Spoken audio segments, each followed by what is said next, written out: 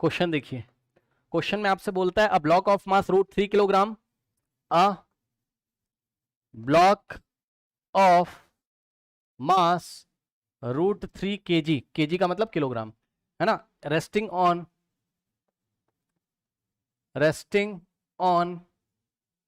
A horizontal surface, a horizontal surface, a force is applied on the block, a force is applied on the block as shown in the figure, as shown in the figure, if the coefficient of friction, if the coefficient of friction between them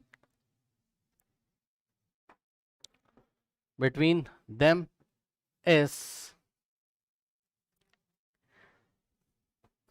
या between them be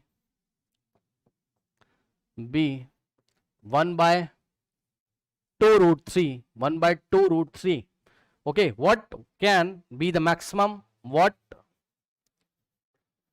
can be the maximum value of f,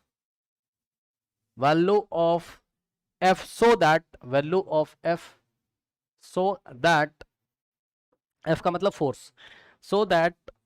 block does not start moving, so that block does not start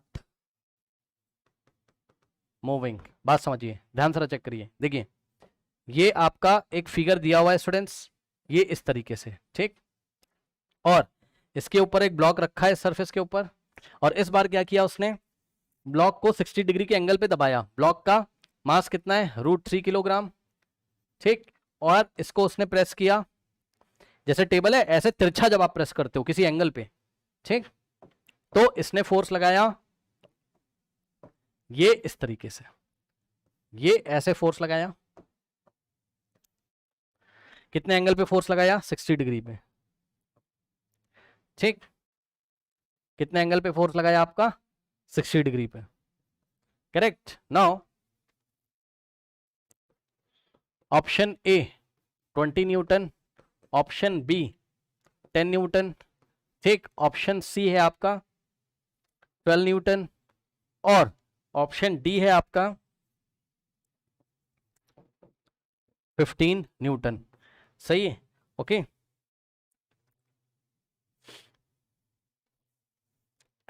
देखिए ध्यान से, अब देखिए ऐसे जब आपने force लगा के रखा हुआ है, उसने कहा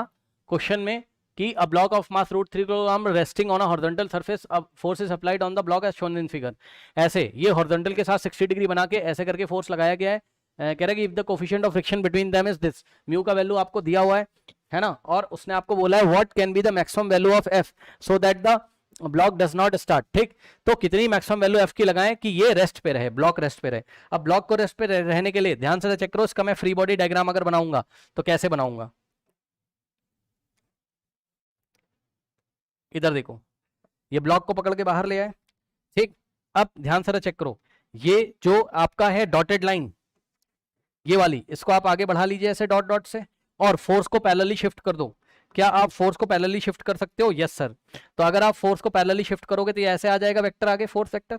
ठीक। ऐसा करने से क्या हो जाएगा कि ये एंगल अगर 60 है तो ये एंगल भी क्या हो जाएगा आपका 60 डिग्री, सही है। अब ये वाला फोर्स यहां ना बना के हम कहां बनाएंगे, आगे,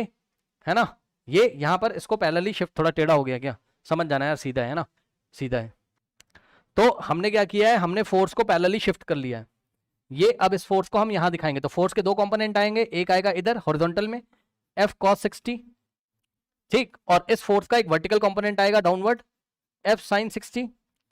ठीक। अब फोर्स का काम खत्म, इसको कट कर दो क्योंकि इसके दो कंपोनेंट आपने बना लिए हैं। अब ध्यान से चेक करिए, क्या बॉडी का वेट कहां लग रहा होगा, नीचे की तरफ, तो यहीं पर आप येलो कलर से बॉडी का वेट दिखा दीजिए, तो बॉडी का वेट कितना आएगा बताइए नीचे की तरफ, मास कितना है √3 और जी से मल्टीप्लाई करोगे तो √3g वेट आ गया नीचे। अब सुनो,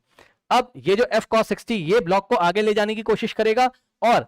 ध्यान से सुनो f sin 60 और √3g ये जो वेट है और f sin 60 ये दोनों मिलके किसको बैलेंस कर रहे होंगे, नॉर्मल को, जो नॉर्मल इस ब्लॉक को ग्राउंड से मिलेगा, यानी कि नॉर्मल की वैल्यू क्या आ जाएगी, √3g और f sin 60 आ जाएगी नॉर्मल की वैल्यू, ठीक है ना। तो नॉर्मल बैलेंस करेगा किसको, दिख रहा होगा आपको, क्योंकि ये ब्लॉक ना तो ऊपर जा रहा है ना नीचे, तो नॉर्मल बैलेंस कर रहा है किसको, √3g ये वेट हो गया, और प्लस फोर्स f का vertical component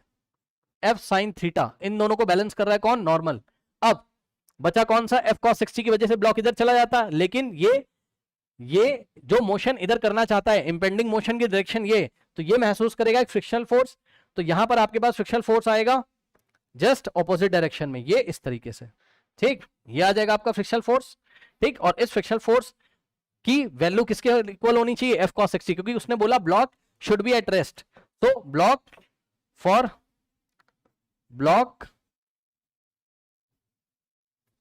eight rest, for block at rest, block rest पे रहे, इसके लिए क्या होना चाहिए बताइए भाई, n ने बैलेंस किया इन दोनों को, ऊपर नीचे जाएगा नहीं है, तो अगर चलेगा तो इधर ही चलेगा, किसकी वजह से चलना चाहता था, f cos 60, लेकिन रोक के कौन रख रहा है, फ्रिक्शनल फोर्स, यानी कि f cos 60 की वैल्यू किसके इक्वल होनी चाहिए, फ्रिक्शनल फोर्स के इक्वल होनी चाहिए, ठीक है ना। अब यहां से देखिए तो क्या हो जाएगा, this f cos 60 must be equal to,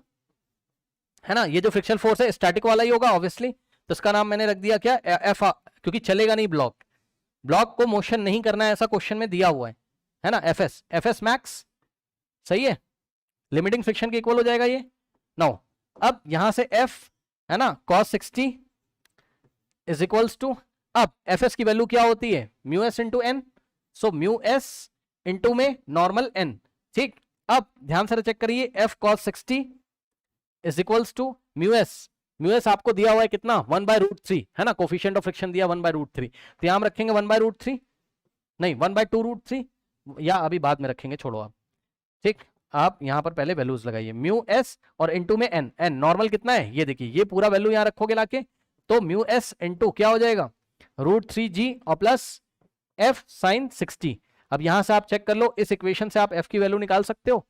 ठीक। तो चलिए इस इक्वेशन से हम f की वैल्यू निकालते हैं, तो नेक्स्ट पेज पे आ जाएंगे, क्या थी इक्वेशन आपके पास, f cos 60 is equals to, तो f cos 60 is equals to क्या आपके पास यहां पर, μs √3g, μs in the bracket √3g और प्लस f sin 60, चलिए वैल्यू रखते जाइए, f आपका ऐसे ही रहेगा, cos 60 कितना होता है 1/2 इज इक्वल टू μs कितना दिया है 1/2√3, ठीक, √3 इंटू जी 10 ले लो तो 10√3, जी का वैल्यू 10 इंटू √3 10√3 और प्लस f और sin 60 कितना होता है √3/2, एक बार चेक कर लेते हैं, μs का वैल्यू सही लिया है, कोफिशिएंट ऑफ फ्रिक्शन μs 1/2√3 बिल्कुल सही है। नाउ अब इसको सॉल्व करिए और f की वैल्यू निकाल लीजिए यहां से, तो ये हो जाएगा f/2 एक तरीके से, और खास बात देखो ये वाला 2 क्योंकि ये पूरा ब्रैकेट से बाहर है ना, तो 2 से 2 कैंसिल, f इंटू 1 f बराबर इधर कितना बचेगा, 1/√3 को अंदर भेजोगे तो 1/√3 इंटू 10√3 और प्लस ये 1/√3 आके यहां मल्टीप्लाई करेगा, तो f तो ऐसे ही रहेगा, f इंटू 1/√3 इंटू क्या हो जाएगा √3/2, ये लीजिए, ठीक, √3 से √3 चला गया, √3 से √3 चला गया, और f इज इक्वल्स टू यहां बचा आपके पास क्या 10 और प्लस f/2, सही है। अब ध्यान से चेक करिए क्या हो जाएगा, यहां से f/2 को पकड़ के लेफ्ट हैंड साइड लेके आओगे, ठीक, f/2 को पकड़ के लेफ्ट हैंड साइड लेके आओगे तो क्या हो जाएगा, यहां से f माइनस f/2 कितना होता है, f/2, भाई चेक कर लो ना, f minus f/2 is equals to 10, 2 जाके मल्टीप्लाई करेगा उधर, तो फोर्स आ जाएगा कितना 20 न्यूटन, ठीक। तो ये फोर्स आपने निकाला है ना, fs को मैक्सिमम मानते हुए, मैक्सिमम स्टैटिक फ्रिक्शन को मैक्सिमम मानते हुए आपने जो फोर्स की कैलकुलेशन करी है, इतना फोर्स आप लगा सकते हो, ठीक। तो 20 न्यूटन का फोर्स मैक्सिमम अगर इस ब्लॉक पे लगाओगे तो ये स्लिप नहीं करे, क्योंकि निकाला कैसे गया ये, f cos 60 को मैक्सिमम लिमिटिंग फ्रिक्शन के इक्वल रख के निकाला गया है, इसलिए आप f की वैल्यू कितनी लगा सकते हैं, मैक्सिमम 20 न्यूटन। इसका स्क्रीनशॉट ले लीजिए,